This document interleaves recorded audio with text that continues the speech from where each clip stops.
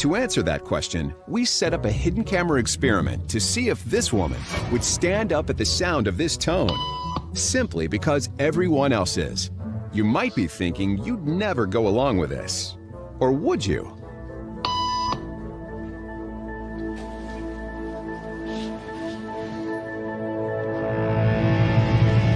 After just 3 beeps, and without knowing why she's doing it, this woman is now conforming perfectly to the group. But what happens if we take the group away? Elaine, please.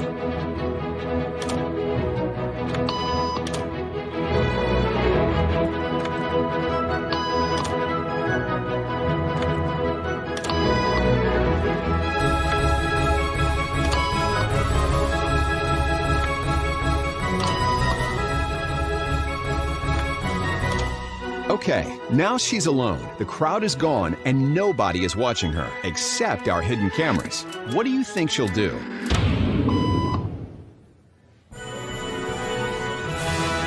She's now conforming to the rules of the group without them even being there. Now, watch what happens when we introduce another outsider who doesn't know the rules. Have a seat and they'll be out in just a couple minutes. Great, thanks so much.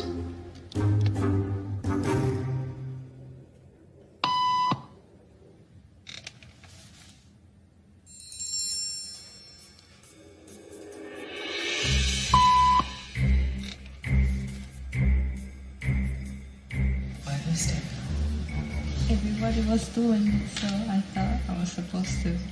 Think she'll teach the new guy what to do?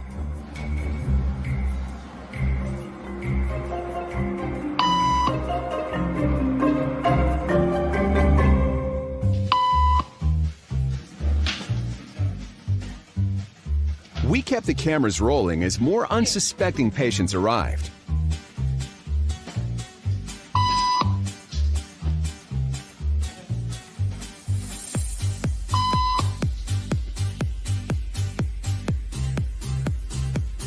And slowly but surely, what began as a random rule for this woman has now become the social norm for everyone in this waiting room. Here to explain what's going on in their brains is Jonah Berger of the University of Pennsylvania. This sort of internalized form of herd behavior is part of what we call social learning. Starting at a very early age, when we see members of our group perform a task, our brains literally reward us for following in their footsteps. When I saw everybody stand up, I felt like I needed to join them. Otherwise, I'm like excluded. Once I decided to go with it, then I felt much more comfortable. Conformity is how we become socialized, but it can also cause us to develop bad habits or repeat past wrongs. And it's why even this rebel, who wasn't standing for any of this nonsense, eventually joined the ranks. And the only thing more shocking than seeing how easily conformity affects the way you act is that similar forces are subconsciously shaping the way you think right now. The gentleman in the elevator now is a candid star. These folks who are entering, the man with the white shirt, the lady with the trench coat, and subsequently one other member of our staff, will face the rear. And you'll see how this man in the trench coat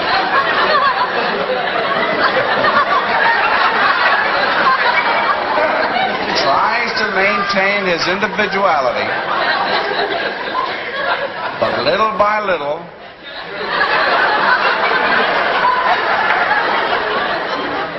he looks at his watch, but he's really making an excuse for turning just a little bit more to the wall. Now we'll try it once again. Here's the candid subject. Here comes the candid camera staff, 3 of them at least. And this man has apparently been in groups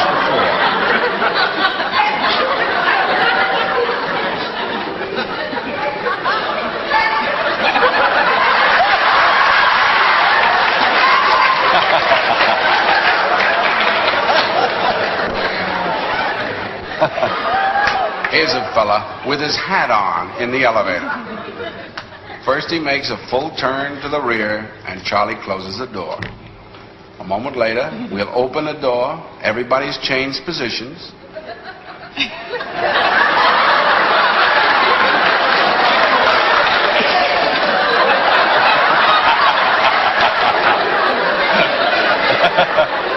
Now we'll see if we can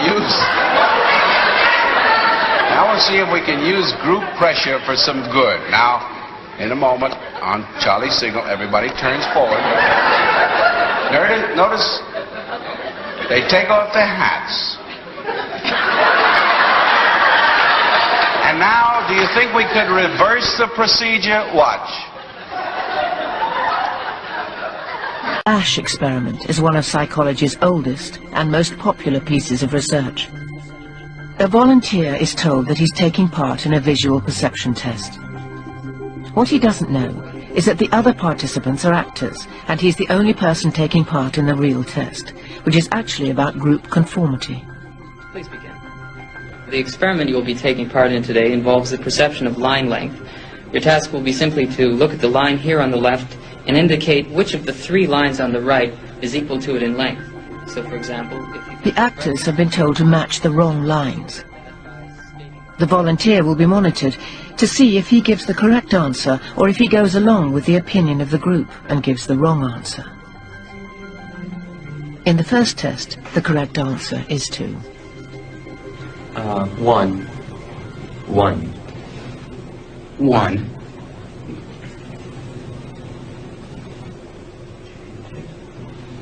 2. 1.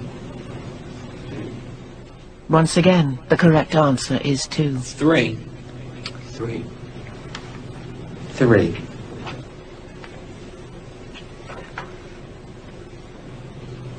3. 3. The Ash experiment has been repeated many times, and the results have been supported again and again. We will conform to the group. Again, we're very social creatures. We're very much aware of what the people around us think. We want to be liked. We don't want to be seen to rock the boat, so we will go along with the group. Even if we don't believe what people are saying, we'll still go along. 1. 1. 1. 1. Group dynamics is one of the most powerful forces in human psychology.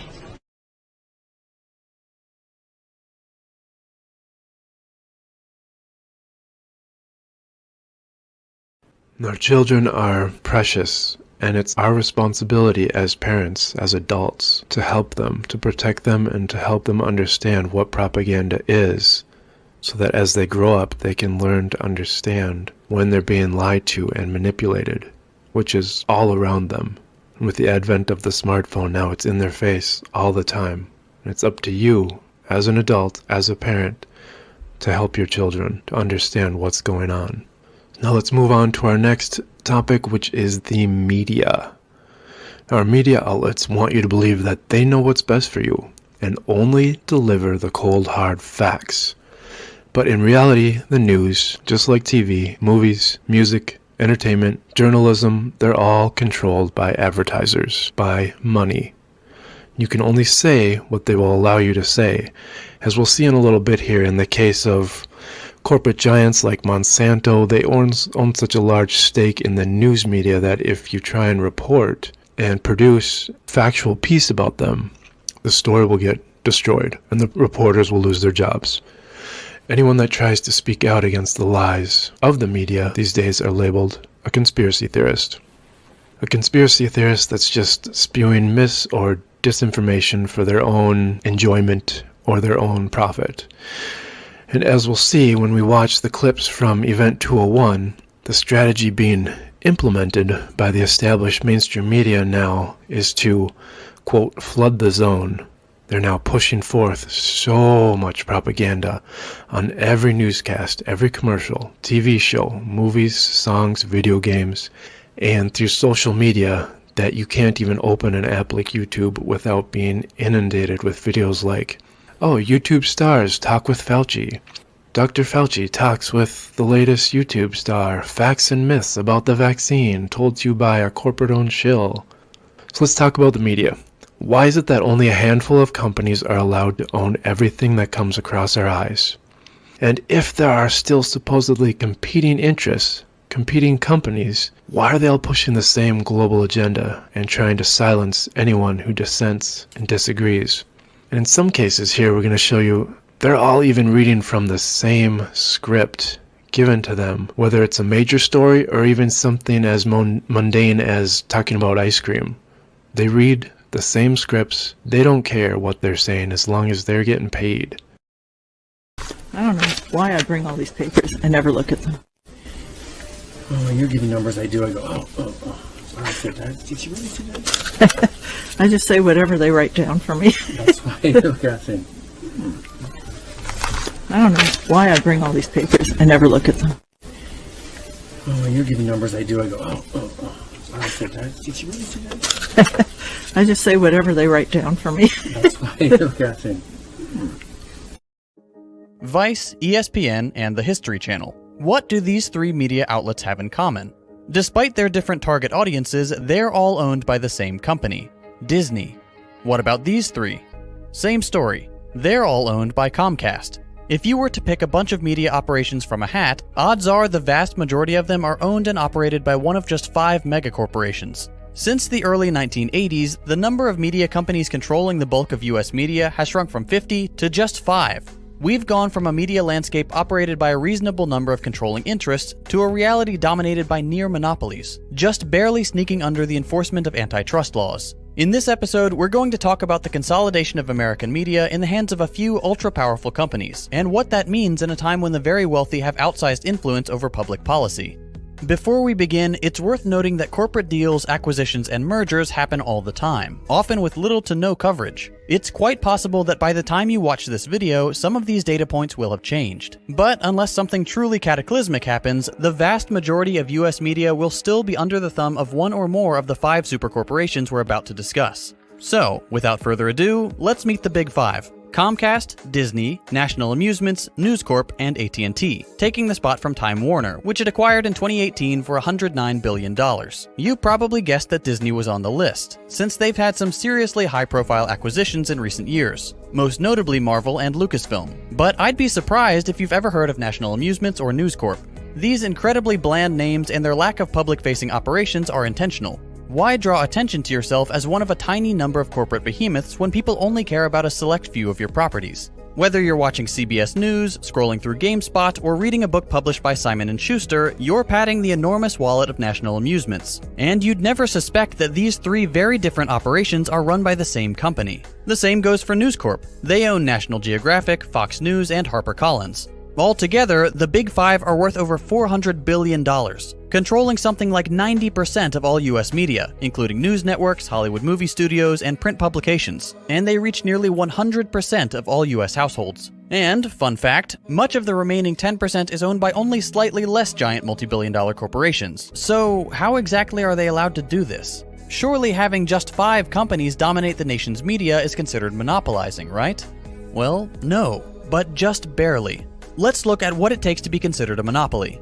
In order to be considered a pure monopoly, a single company has to have complete control over a market containing a good or service with no close substitutes. So, there you go. Since there are 5 large corporations that share the US media market, none of them qualify as a monopoly. But you don't have to be classified as a pure monopoly in order to wield monopolistic power. With such a massive concentration of wealth and power in the hands of so few, it all but ensures that smaller operations never have the chance to succeed. Unless you count the very American concept of success, which is building a company just large enough to get bought out by one of the big players. What we see in the US media landscape is more of an oligopoly, complete control spread across just a handful of powerful groups. There's so much interplay and deal-making within these 5 megacorporations that in effect, they are a monopoly in every sense but the legal one. For example, it's not uncommon to see one of the Big 5 hold a massive stake in a property owned by another of the Big 5.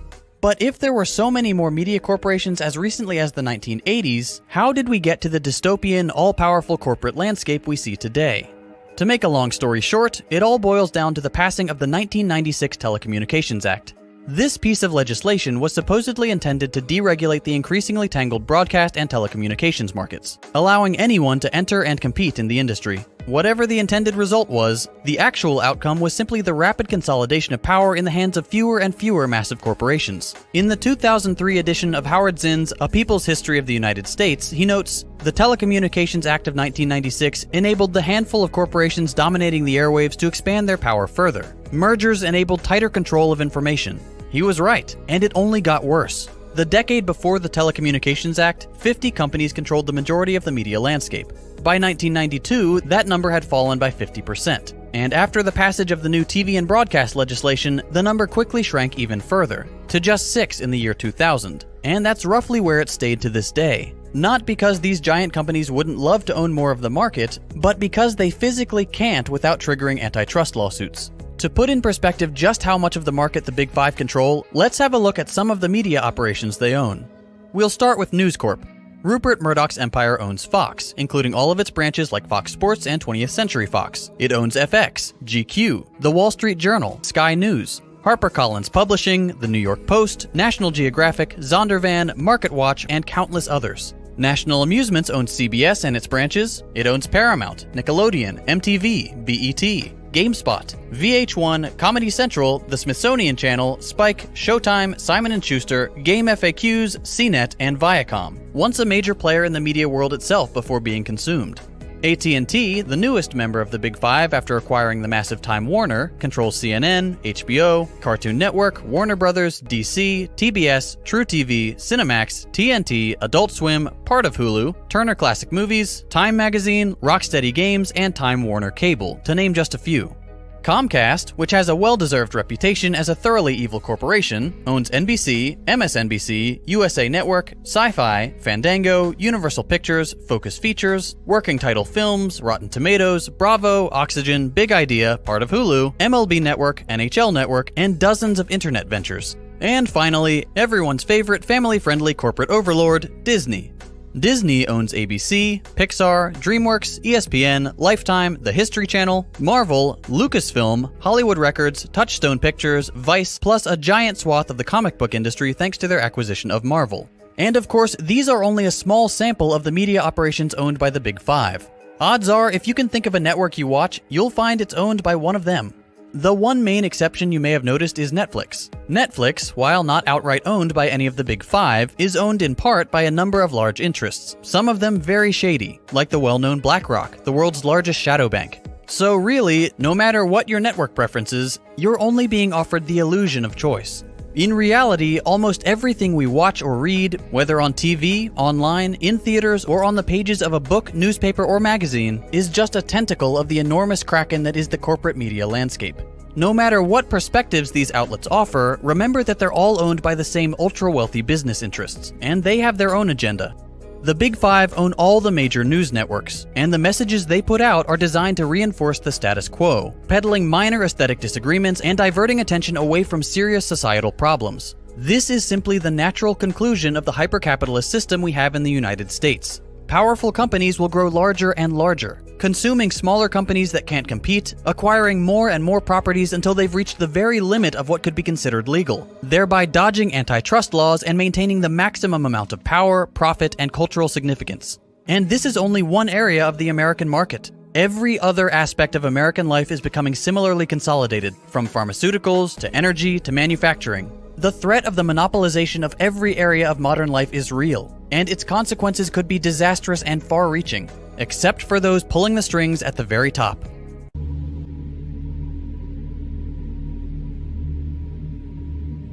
Headley. And I'm Ryan Wolf. Our greatest responsibility is to serve our Treasure Valley communities, the El Paso, Las Cruces communities, Eastern Iowa communities, Mid-Michigan communities.